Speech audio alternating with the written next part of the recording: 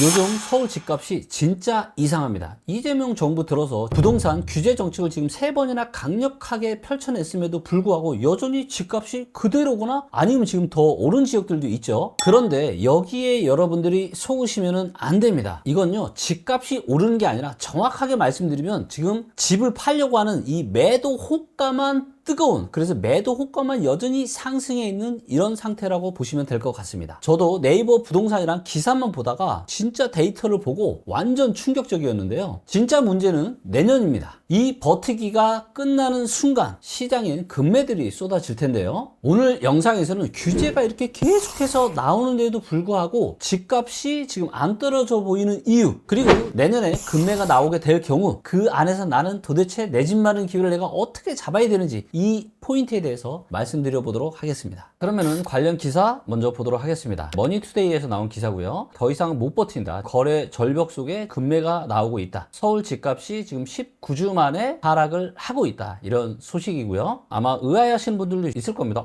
우리 동네 지금 아직 안 떨어지고 있는데, 우리 동네 오르고 있는데 무슨 얘기지? 또 어떤 분들은 맞아, 우리 동네 지금 떨어지고 있어. 아마 이렇게 생각하시는 분들도 있을 것 같습니다. 10월 15일 부동산 대책이 강력한 정책이 나왔는데, 그러면 이 정책이 나온 이후로 가격이 좀 진정되고 떨어져야 되는 거 아니냐, 이게 좀 정상이라고 생각하시는 분들이 꽤 있으실 것 같은데, 10월 15일 부동산 정책 아무리 이렇게 강력하게 나와도 집값은 끄떡없다, 아마 이렇게 생각하시는 분들도 있으실 것 같습니다. 제일 먼저 많은 분들이 가장 많이 보고 계시는 KB부동산 주간 통계 데이터를 가지고 제가 설명을 드려보도록 하겠습니다. 자, 이렇게 보니까 요 마지막 통계가 이제 11월 17일 10월 달부터 11월 중순 한 달 반 정도의 데이터인데, 다 오른쪽으로 여전히 가고 있죠. 여전히 매매가와 전세가가 지금 다 올라가고 있다. 그런데 도봉구 같은 경우는 이제 위로만 올라가고 있죠. 도봉구는 매매가 상승이 멈추고 지금 전세가만 올라가고 있다. 자, 그리고 중랑구 같은 경우도 여전히 지금 오른쪽으로 가고 있죠. 그 다음에 금천구 같은 경우는 약간 왼쪽으로 갔다 오른쪽으로. 그래서 금천구나 도봉구에 계시는 분들은 집값 상승세가 멈췄다, 약간은 떨어질 수도 있다, 이렇게 생각하시는 분들도 있을 것 같지만, 대부분의 지역에서는 이제 계속해서 지금 올라가고 있는 이런 모습입니다. 자, 이번에는 한국부동산원의 주간 통계를 가지고 보여드리도록 하겠습니다. 여전히 지금 다 계속해서 오른쪽으로 가고 있죠. 송파구, 성동구 뭐 이런 지역들은 여전히 계속해서 상승을 하고 있고, 그나마 뭐 강북구나 도봉구, 금천구, 노원구, 중랑구 이런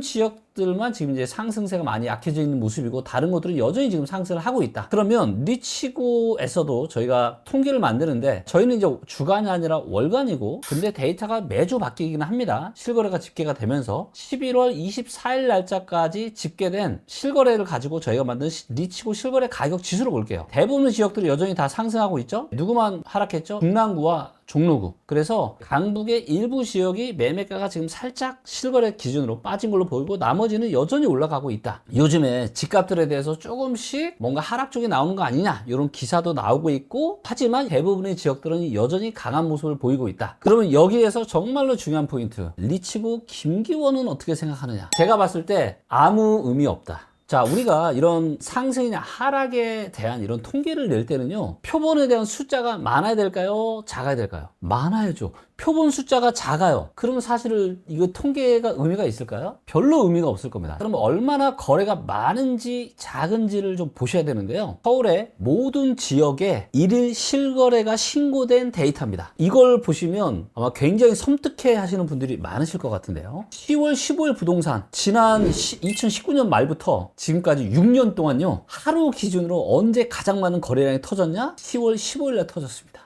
이때 이제 10월 15일 날 규제를 한다라고 하니까 이제 사람들이 완전 마지막 영끌 수요가 몰린 거죠. 대출이고 뭐고 싹 다 묶어버리고, 갭 투자도 안 되고, 실거주해야 되고, 있는 거 없는 거 싹 다 끌어다가 한 겁니다. 자, 근데 문제는 뭐냐? 자, 이때까지는 거래가 많으니까 통계가 그래도 어느 정도 믿을 수 있겠죠. 10월 15일 딱 지나자마자 거래가 정말로 작습니다. 그래서 거래량 자체가 완전히 지금은 바닥을 기고 있기 때문에 이거를 가지고 통계를 만든다? 이게 무슨 의미가 있겠냐라는 거예요. 그리고 저는 이 데이터를 보면서 제가 깜짝 놀란 부분이 있는데요. 마지막 이 마른 수건이 이번에 짜졌다라고 생각합니다. 진짜 살만한 사람은 제가 보기엔 이제 거의 다 산 것 같아요. 그러면 이제 어떤 일이 생기느냐, 지금의 현상이 저는 언제랑 너무 유사하냐, 서울로 기준을 말씀드리는 겁니다. 이게 간혹 영상을 보시는 분들이 대한민국 전체 부동산을 다 똑같이 생각을 하시는 것 같아요. 근데 지역마다의 이 상승과 하락 사이클이 다 다르거든요. 지금 영상은 제가 서울 기준으로 말씀드리는 겁니다. 이렇게 영끌거래 한 번, 두 번, 세 번 툭 터지고 나서 지금 어떻게 됐어요? 지금의 상황은 언제랑 똑같냐? 저는 21년 연말이랑 너무 똑같다고 봐요. 몇 가지 이유가 있는데, 일단 거래가 완전히 급감을 했는데 아직은 상승에 대한 이게 있다 보니까 집주인들, 특히 부동산을 보유하고 있는 사람들 마음은 아직 더 갈 거야. 나 호가 안 낮춰. 내가 왜 낮춰? 아직 지금 상승 끝나지 않았는데? 그런데 이제는 뭐예요? 실질적으로 살 수 있는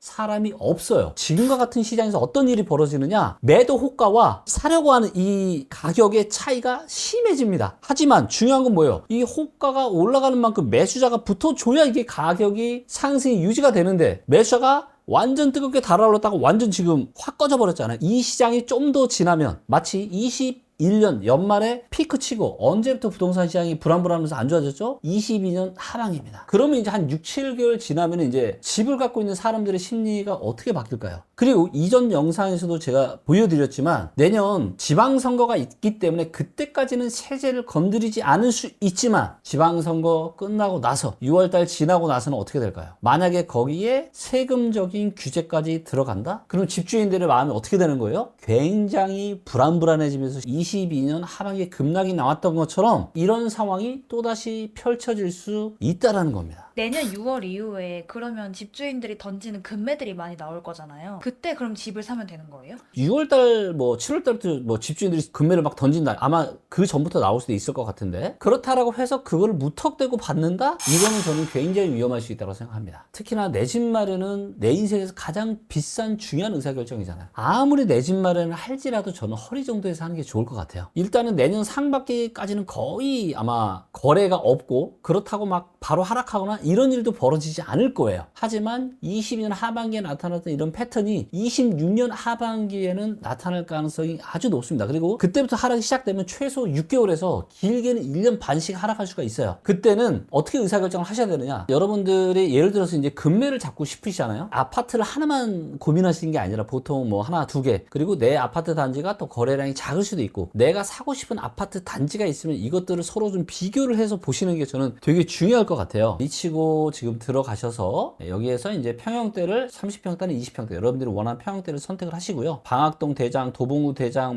상계도 대장, 이런 식으로 지금 나와 있죠. 고민이 될 수 있잖아요. 내가 이 아파트랑 이 아파트, 그러면 특정의 아파트를 클릭을 하면은 저희가 이제 이 아파트와 이제 유사한 단지를 다 AI 비교할 수가 있습니다. 먼저 여기에서 이제 비교 단지를 누르시고 같은 평형대가 되어 있는지를 확인하시고요. 그래서 동아청솔 32평, 그 다음에 쌍용 아파트 32평 선택을 이렇게 좀 하시고, 정말 와, 쌍둥이처럼 유사하게 움직여 왔는데, 그럼에도 불구하고 누가 가격이 올라갈 때 좀 더 좋냐, 동아 청솔 아파트가 거의 정말 비슷했는데 코로나 때나 최근 들어서는 청솔 아파트가 조금 더 비싸죠. AI가 드디어 이제 결과를 분석을 해냈습니다. 그래서 AI는 뭐라고 얘기하느냐, 쌍용보다 동아 청솔을 사는 게 더 좋다라고 판정한다. 시점은 어느 정도 사시면 돼요? 예, 이렇게 올라갔다가 떨어지면 최소한 요 정도, 그래도 내 집 마련을 할지라도 요 정도 시점에서 사시는 걸 고민을 좀 해보시면 좋을 것 같고요. 그러면 왜 경쟁단지 비교에서는 쌍용보다 동아 청솔을 사는 게 더 좋냐 라고 이렇게 얘기를 했냐면, GPT가 이제 5가지의 분석을 했습니다. 그래서 입지, 교통, 생활, 관리, 환경, 브랜드, 상품, 단지 스펙, 투자, 호재, 커뮤니티, 교육, 학군. 근데 이 모든 5가지가 파란색인 쌍용보다 빨간색인 동아청솔이 더 좋죠. 가격도 동아청솔이 오를 때 더 크게 오르는 거예요. 이해되시죠? 그리고 여기에 장단점에 대해서도 저희가 다 정리를 해놨고, 그래서 세부적인 내용을 다 정리를 해놨기 때문에 경쟁단지 비교 기능을 꼭 활용을 좀 해보시면 좋을 것 같고요. 여러분들이 제가 이제 이렇게 시연을 한 것처럼 나도 되게 나중에 사고 싶은 아파트 몇 개 있는데, 아마 이러신 생각을 하신 분들이 계실 겁니다. 그런 분들은요, 요 고정 댓글에 저희가 링크를 달아 놓을 테니까 리치고 사이트 앱이나 리치고 PC 사이트로 들어오셔서 여기서 여러분들이 원하시는 어떤 아파트라도 이렇게 클릭을 하시고, 그 다음에 여기에 이렇게 이제 저희가 자동으로 만들어 놓은 것도 있지만 이 아파트 말고 다른 걸 비교하고 싶다. 그럼 여기서 라이벌 단지 비교를 하시면 됩니다. 뭐 예를 들면 어떤 아파트를 검색하고 싶다. 그래서 여기다가 그 아파트명을 치시면 이게 딱 나와요. 그러면 그 두 개를 비교하실 수가 있습니다. 그래서 서로 비슷한 지역이 아니라 뭐 하나는 도봉구에 있고 하나는 마포구에 있고 이런 것도 비교가 가능하니까 여기는 활용하시면서 여러분들 내 집 마련에 많은 도움 되셨으면 좋겠습니다. 제가 지금까지 왜 규제가 나왔는데도 불구하고 아직은 집값이 떨어지지 않았는지에 대해서 말씀을 드렸는데요. 여러분들 이해가 좀 되시죠? 그래서 지금의 서울의 부동산 시장 상황은 21년 연말과 25년의 연말 4년 만에 굉장히 유사한 상황이다. 이렇게 보시면 될 것 같은데, 그리고 아마 이 영상을 보고 계신 분들 중에서 아니 나는 내가 지방 사는데 대표님이 지방은 좋아진다고 하지 않았냐? 맞습니다. 데이터로 보면 명확하게 좋아지는 지역이 부산, 경남, 대구, 울산은 뭐 진작 좋아지고 있고요. 그래서 지방의 상당수 지역들은 뭐예요? 이제는 바닥치고 본격적으로 상승하는 서울과는 사뭇 다른 흐름을 보이고 있습니다. 지방에 계시는 분들은 정말로 내 집 마련을 할 수 있는 지금 절호의 기회가 왔습니다. 그러면 어떻게 해야 되느냐? 그래서 제가 12월 초에 지방에 가서 부산 옆에 있는 양산 쪽에 가서 부동산 강연을 하니까요. 무료 특강이니까 관심 있으신 분들은 이 영상 고정 댓글에 같이 달아 놓을 테니까 그 링크를 통해서 신청을 하시면 지방에 있는 지역들의 부동산 가격이 앞으로 계속 올라갈 가능성이 많은지, 그리고 굉장히 주의를 또 해야 될 부분은 뭔지, 또 그리고 가장 중요한 건 뭐예요? 여러분들과의 소통, 현장에 오시면 여러분들이 궁금해하는 실제 어떤 내 집 마련이나 구체적인 지역, 아파트 이런 부분들에 대해서도 제가 다 질문 답변을 해드리니까